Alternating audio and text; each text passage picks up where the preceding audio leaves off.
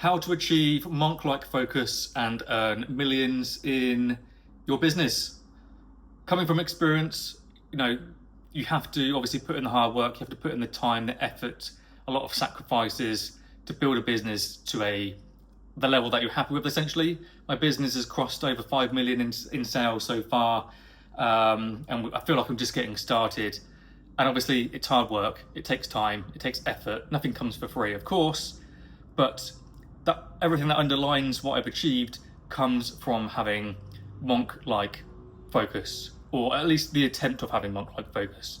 We're human, we make mistakes, we get distracted, but at the heart of starting and building a business, online or offline, you need to be able to focus. That really is it. So I'm going to kind of run through the 4 things I've had to figure out along the way to get to where I'm at to. So if you can take away at least one of these points and it helps you focus a bit more deeply, great. So the number one thing of all things is eliminating distractions. And I'm currently filming this from my phone, and that the phone is typically the biggest distraction. We're so used to, we're now chemically wired to be drawn to checking our apps, Instagram especially. It kills everything. Focus, attention. Procrastination is such an easy way out to just, let me just quickly check it. Let me check the notifications, or your Facebook or LinkedIn or X, whatever. It kills you. So if the work that you do can always be done on a desktop, PC, laptop, turn off your phone. At least for like half-hour sprints or an hour sprint. If you're obviously waiting on a critical call or something, keep it on, but keep it in a drawer. But if you can, and I strongly suggest you do, just turn it off, put it in a drawer, let it sit there for an hour, 2 hours. You don't need your phone as much as you obviously think. You know this already, but I can't emphasize that enough. So that's remove distractions. Point 1. Point 2 is, noise in your environment in general. If you struggle, if there's a lot of noise going on, again, I deal with that as well. I've got a noisy dog and neighbours that piss me off. But if you can mitigate that, do that, of course. Just lock yourself in a room that's quiet as possible. Just put everything in flight mode. That really is it. Just remove distractions as much as possible. If you have to, rent a space out. That's what I did. I used to live back in Reading. I used to rent a space, office space. I used to live in a flat in Reading. It was super noisy, super annoying. So I ended up renting a office space in Reading just to get work done. It's the only way. So kind of note the levels of distractions that you're experiencing right now in your business. If it's your phone, which you probably know it already is. If it's external distractions, which it probably already is as well. See what you can do to mitigate those as much as possible. And that's my number one advice. Block out your calendar, make space for deep level work. Moving on to step 2, prioritizing tasks and writing them down. I use a productivity planner. I'll link that below. But you can only get work done if you know what you're doing the next day. So I always say, plan for the day the night before. Every time I finish my work for the day, even if I didn't get much done, that's fine. I'll write down at least 2 to 3 key critical needle movers that I must get done the day after to move the business forwards. If you have a long list of things to do, 7, 8, 10 things on your to-do list, that's fine. You probably feel like you're being productive, but what actually happens is you just feel overwhelmed when you see that list. And then if you don't do any of it, you feel really disheartened and you feel like you're a failure, and it kind of demotivates you big time. If you just have 2 or 3 key tasks to be done on the day, you have more chance of doing them. They're the ones that are top priority. If you complete those, it's actually going to move your business in a profound way. Then any extra time alongside those tasks that you've completed, and you can get more work done, great. If you don't, you've still done the top most important things. That's it. So yeah, use something, just a classic notepad. That's all I typically use. I use a productivity planner as well, which I'll link to, as I mentioned, but I also just have a notepad as well sometimes, where I just literally list, this must get done tomorrow, 2 or 3 tasks at a bare minimum. I'll typically just stick to those 2 or 3 where I can. Obviously, as the day unfolds, you'll typically understand and see what else needs to be done, but night before, mentally what you need to do the next day. Just if it's written down in stone, have it on a desk, open, on your laptop, on your keyboard. That's it. Job done.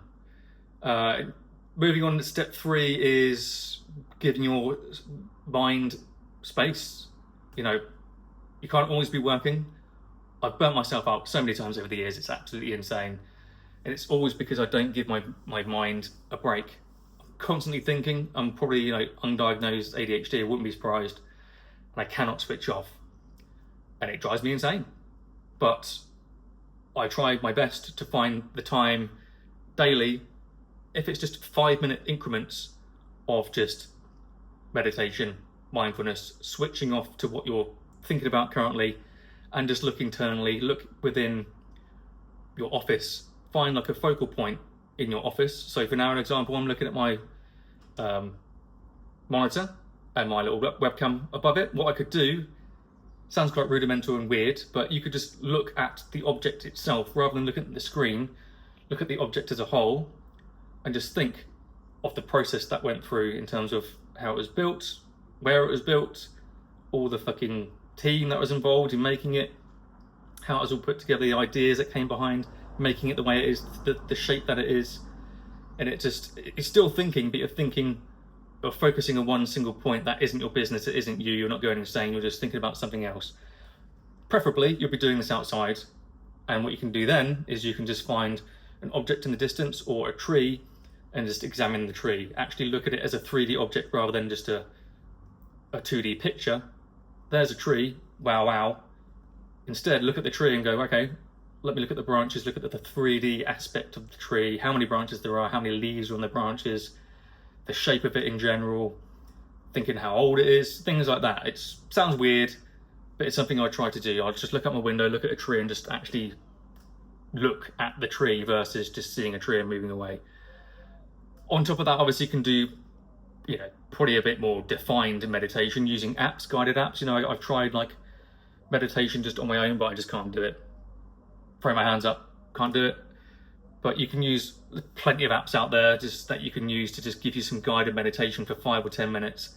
Again, you've heard all this stuff before. It's not groundbreaking advice, but it's advice that if you stick to it, it will make a big difference, I guarantee.